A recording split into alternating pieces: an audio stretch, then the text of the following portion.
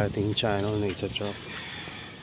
So naabangan ko yung ibon sa baba na lumabas sa nest box nila, kasi i-check ko yung egg kung clear egg o yung ibig sabihin unfertilized or okay ba talaga.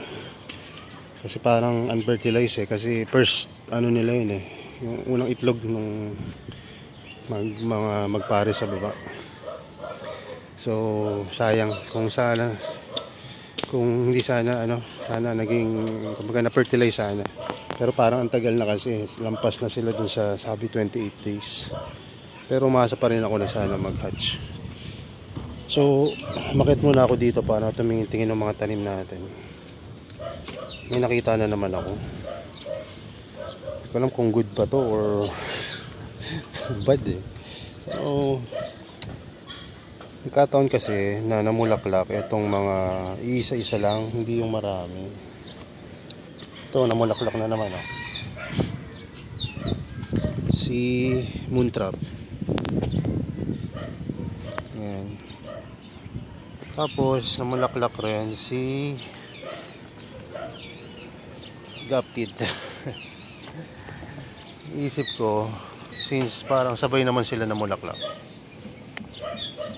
i-cross ko na lang. Willing ba akong i-sacrifice itong halaman na to? Ayun ang iniisip ko.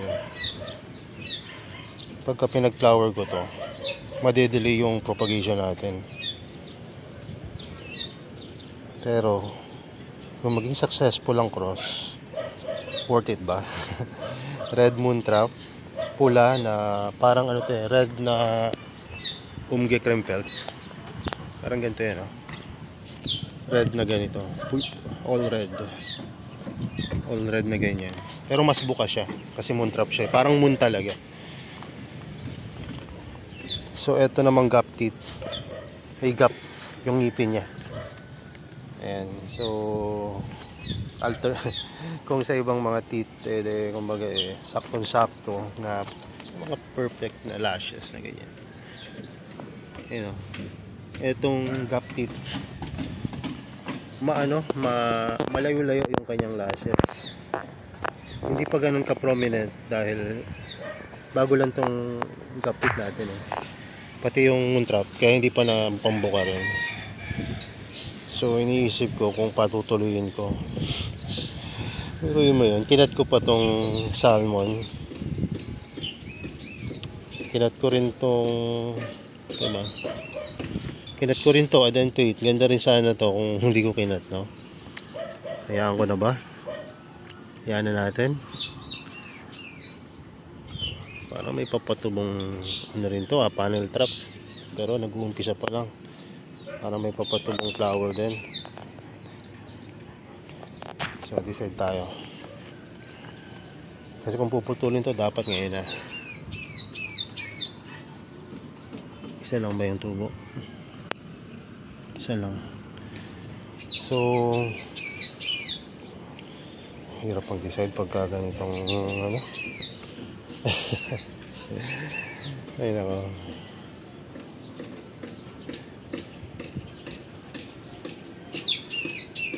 Kasi alam nyo kung bakit negative ako sa pagpo-pollinate na ito. Honestly, hindi pa ako naging successful sa pagpo-pollinate ng BFT. Nung tinry ko to, nag-pollinate ako, tapos wala na buong seeds. So nga ang masama pa nun, ang BFT na nag-flower ay hindi nalaki ng kasing laki ng aasahan mo na size niya. Maaring lumiit pa nga So let's say compare natin yung size.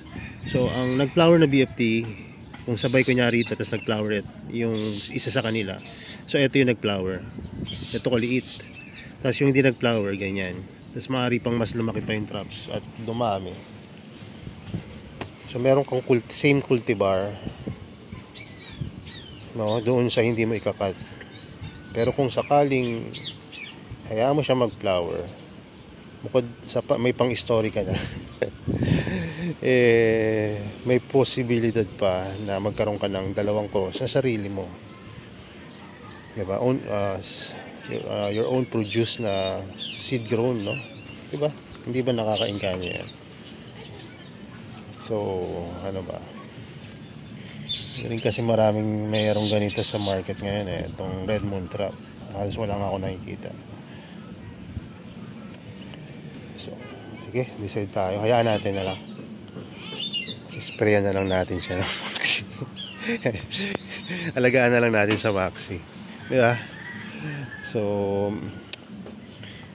kasi lagi na lang natin di ba yung mga advice ko sa inyo, putulin lagi ang flower. Bakit this time gawin natin? Huwag natin putulin. Hayaan natin siya mag-flower. Kahit na medyo alangan ako dahil mahal ko to nabili. Itong yan dalawa. Actually mas mahal to, red moon trap. Kasi tingnan nyo yung size. Malaki na yan. Dahil kaya mahal ko nabili. Ang gap teeth, medyo mahal rin to. Pero mas mahal talaga. Doble yung presyo ng red moon trap. Sige, ang gawin na lang natin, hayaan na lang natin sila. Kuha tayo ng maganda-gandang kuha na pang thumbnail. Ayan. Tapos hindi naman masyadong kita eh. So I think may susunod pa dito. Maaring itong panel trap. Ito naputulan ko na, sayang. Trip na trip ko talaga ito na cultivar. Sayang, ang taba ng flower stock eh.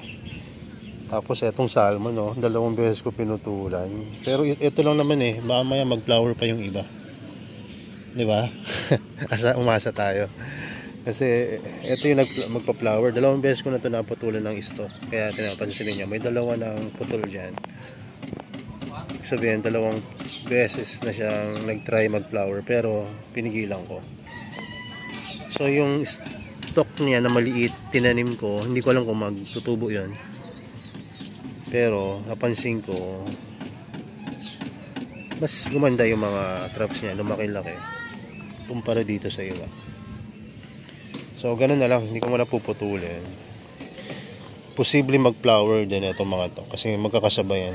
Ito supernova na pompoms. Itong Diabolic Row, kahit mag-flower to talaga ikakat ko kasi tingnan nyo naman yung size niya, kakulangot pa. So ito maaaring mag-flower din tong Pricky Star. So pwede nating hayaan mag-flower dahil may size naman to kumpara dun sa iba, pero maliit pa yan. Pero sa nakikita ako sa iba medyo may size na rin yan, medium size ba. Tapos ito kung mag-flower din, Corrigan, possible na mag-flower to kasi magkakasabay yung mga yan na in-order ko. So, maganda rin na cultivar to kasi may mga unique traits sila ba. So, yan. Ba't nagpo-close to mga to? Nag-close sila.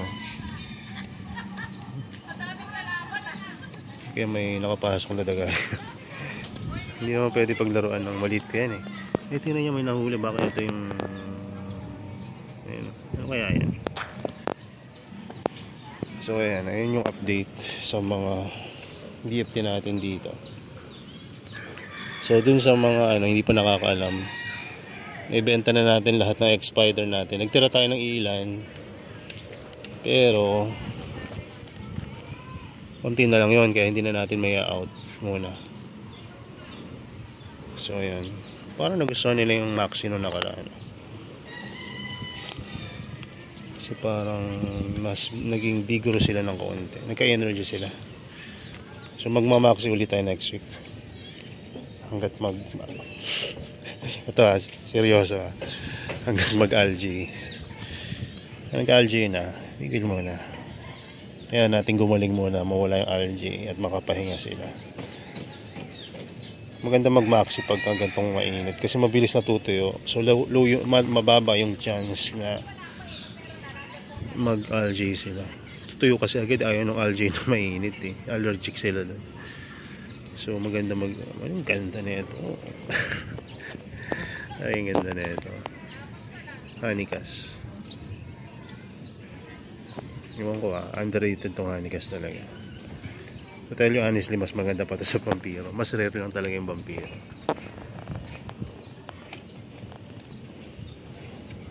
Konti lang ba yung meron. Pero itong honeycast, medyo hindi naman itong ganong career. Kasi marami-rami na rin siguro ito sa market eh. Pero ang ganda niya. Talagang Pero yan naman itsura. Napaka continuous talaga yung traits niya. So makukumpara ko siya sa pom-poms na tawag dito, SPB pala, yung SPB tsaka yung Supernova na pom-poms. Continuous yung kanyang pagbibigay ng mutated traps. Itong mga bago natin, wala pang mga sign ng ano, pero ayun nga, ano yung sabi ko sa inyo, nagpo-produce sila ng ano nagpo-produce sila ng mga new growth na marami. Alam nyo ngayon, natitempa ko mag-maxi. Ang tumatakbo sa isip ko after ko mag-video, magmamaxi ako. Katatapos ko lang mag-maxi, kailan lang ba? 3 days ago, 4 days ago. Kasi dati nagmamaxi ako ng madalas talaga. Kahit isang linggo na dire-diretso ginagawa ko yan. Tapos stop ng ilang buwan. Okay naman. Hindi naman sila napapano. Kasi hindi naman ganun kataas yung in-spray ko. Ito naman na Asura. Ayun o. Tumataba na siya. Ito talaga yung goal ko dito. Kaya dito ko nilagay yung Asura. Ayun o. Pinapataba ko yung petiole. Kasi mas mataba yung petiole nito. Mas maganda yung itsura niya. Parang ganito. Ayan. May mga nadali rin ako ng mga laman dito. Ito. Petit Dragon. Pabayaan ko, nakaangat. So kailangan ko talaga yun. Mamaya yun ang gagawin ko siguro. Kaabalahan buong maghapon. Lahat ng hindi ko pa nare-repat, ire-repat ko. Lahat ng nare-repat ko, i-check ko rin yung pagkakatanim sa kanila. Kasi umaangat. Ito. Mahalaga to. Hopefully may nanonood pa. So kapag kayo naglalagay ng live sphagnum mo sa paligid, kahit hindi live, kahit yung mga damo-damo sa paligid, so ang nangyayari habang tumutubo, mas mabilis tumubo alin yung sphagnum moss, diba, kaysa sa BFT. So ang nangyayari, habang mabilis na tumutubo ang sphagnum moss, napupush ng sphagnum moss yung BFT pataas. So ang nangyayari, imbis na nakatanim ng ayos yung BFT nyo, no, doon sa medium, maangat siya. So pag hinangin niya na tuminit, ano nangyayari sa halaman? Diba? Tumitigas, natutuyo. So kailangan chine-check nyo rin. Kaya minsan ganito ginagawa ko.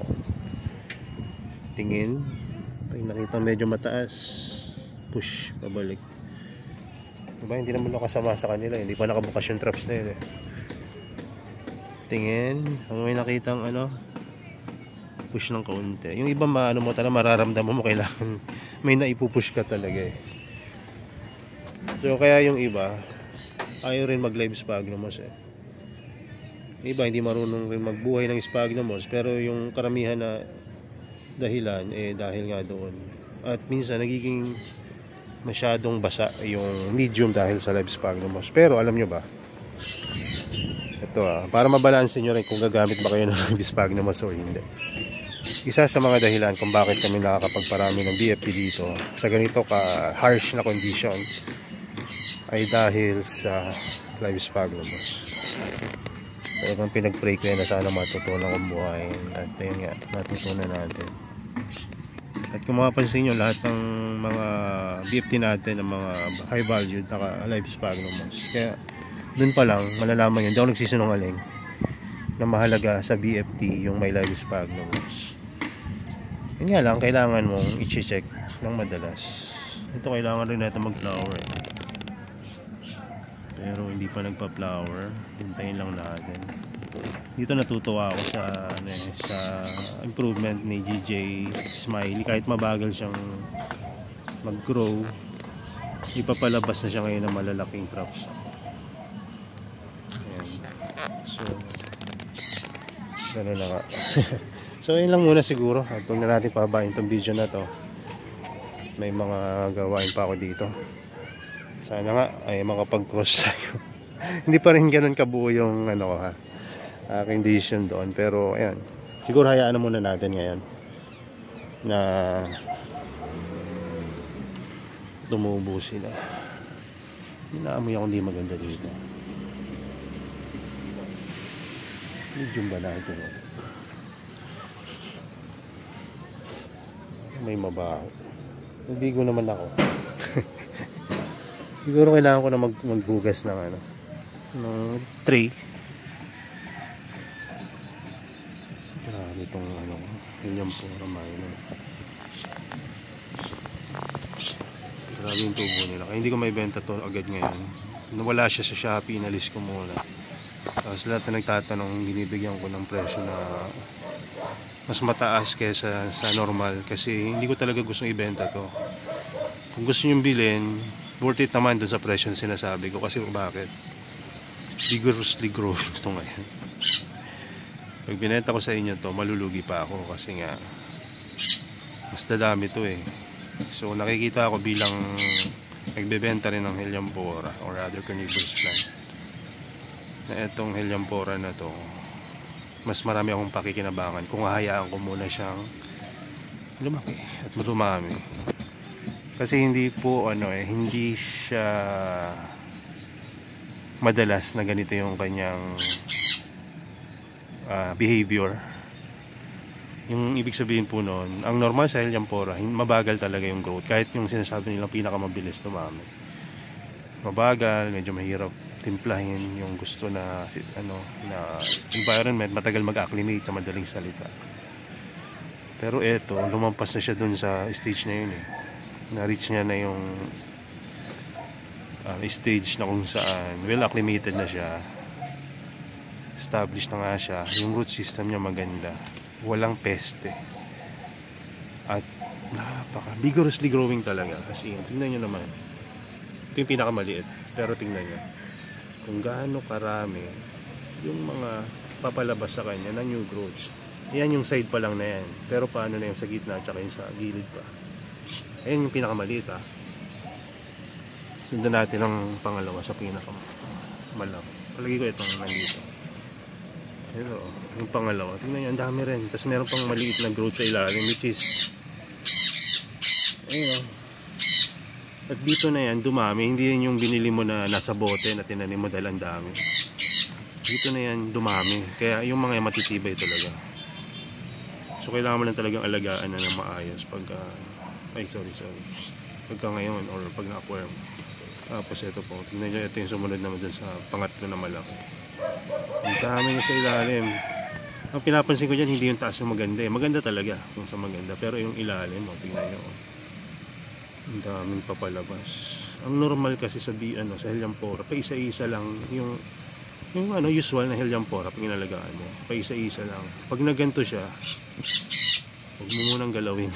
Kasi hayaan mo muna siya para mas marami kang mapakinabangan. Tapos ito pa ito yung sumunod na malaki. At tingnan nyo yung height niyan. At tingnan nyo yung height. Ito elevated pa yung medium na ito, kaya halos pumantay. Pero ito, bababa ko para makita nyo yung difference. Ayan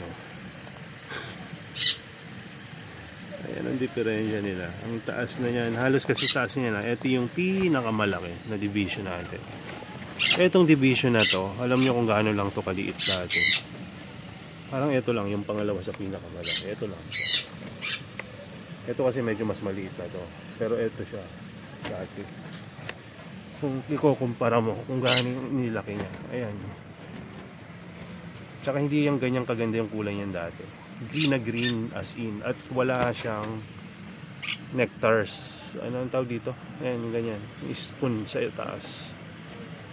Wala siyang ganyan. Ito lang yung kanyang itsura dati. Ito, yung lumang ano. Wala siya.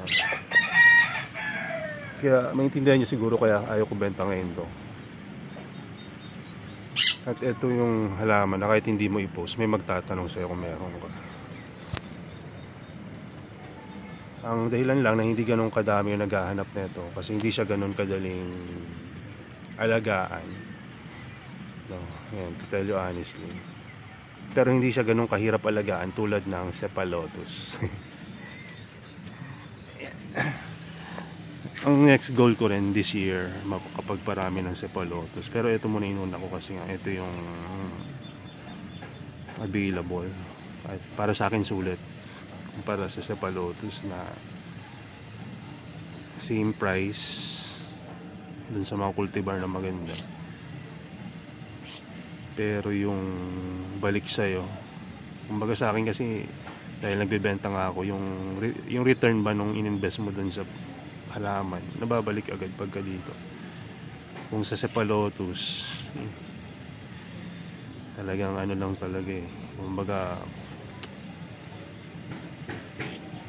ano ba, yung ano, contentment mo ba na may Cephalotus kang maganda, ayun lang. Tapos kung tutubo ka man, hindi babalik talaga ng balik talaga. Minsan may bebenta mo pang mas mura.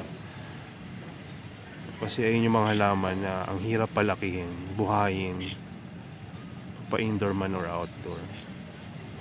So ayun din yung mga weakness ko sa pag-aalaga ng carnivorous plants, si Cephalotus. Although nagkaroon na ako malalaki Cephalotus dati, pero naibenta ko rin eh. Kaya ngayon itong mga ginagawa natin na to, puro mga experiment lang yan.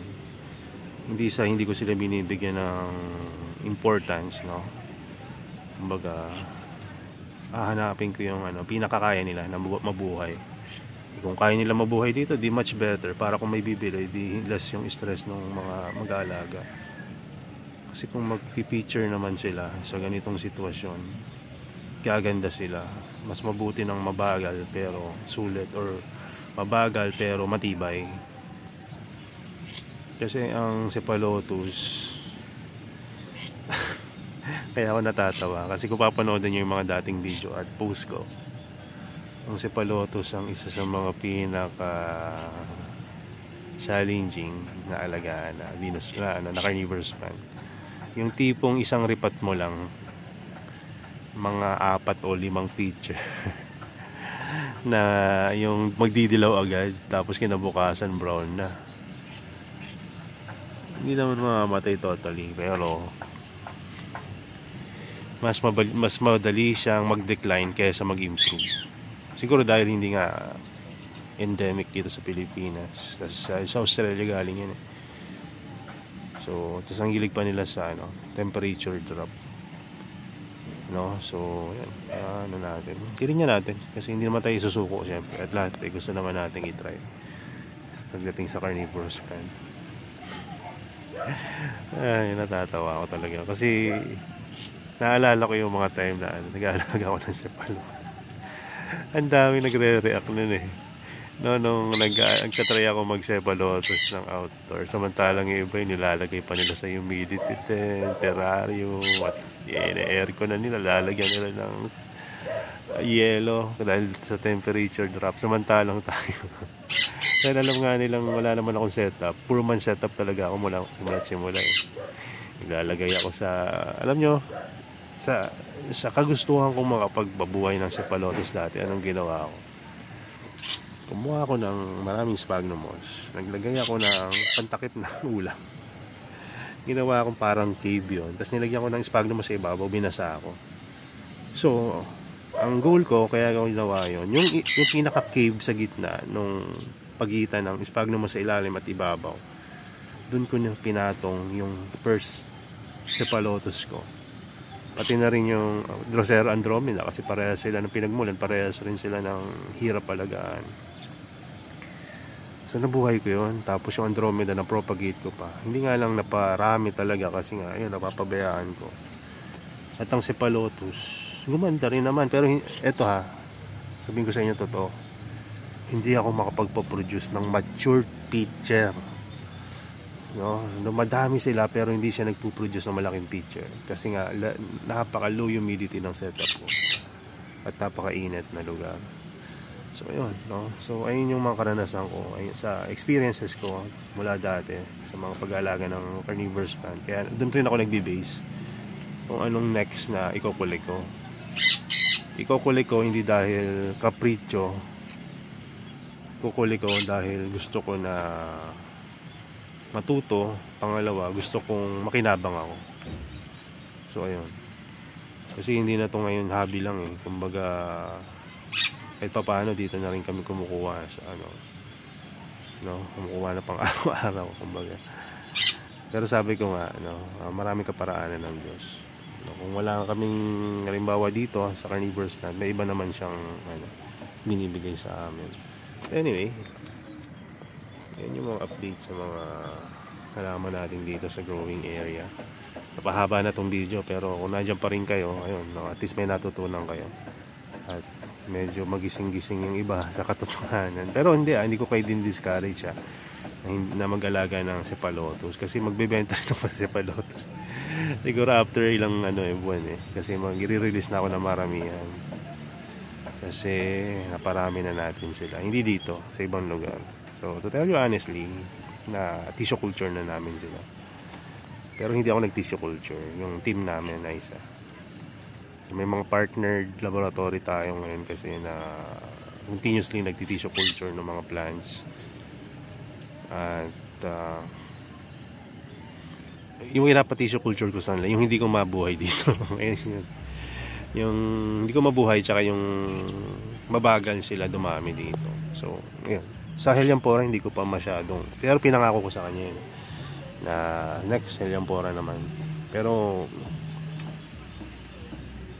yan natin, maganda rin naman, no, na makakita ka ng yung karaming Helianthora. Ayan. Anyway, yun lang muna, pangarap lang yun, hindi pa yun realidad, pero stable naman yung culture namin. At susunod paparamihin na nila. So yun lang muna. At magdidilig na ako dito. Magdadala pa akong ulam dun sa hospital na pinag-confine na ni mother. At papalabas na rin naman siya kasi amoeba lang naman ang tumama. So ewan ko, siguro sa supply ng tubig or sa panghugas ng pinggan na sila yung dun sa kwarto nila, ang dami nilang na-amoebiasis. Pero dito sa kwarto namin, kasi isa lang rin naman kami dito, hindi naman kami nagkaroon, maliban dun sa maliit namin na ayun nga, ganun din yung na-experience, pero hindi amoebiasis. So yun lang muna, yun. So ingat-ingat kayo sa mga pagkain nyo, kinakain nyo. Ang hinala namin kaya siya nagkaroon ng ganun dahil sa yung mais na binili, hindi masyadong nahugasan bago ipakuluan. So ewan ko kung ganun ba yung hinugasan sila, hindi na nila masyadong nahugasan Tapos ang nun, dahil alam nilang beneficial yung pinagpakuluan ng mais, ininom pa ni mama. So ganun tuloy nangyari. So ayun, magdidilig na ako. May nakikita ako dito hindi maganda senyales. Ayun, tuyo. So kahit tuyo, buhay pa. Ayan, basang-basa dun sa kabila. Tapos dito tuyo. Uminit talaga yung panahon. Anyway, yun lang muna. Magdidilig na muna ako.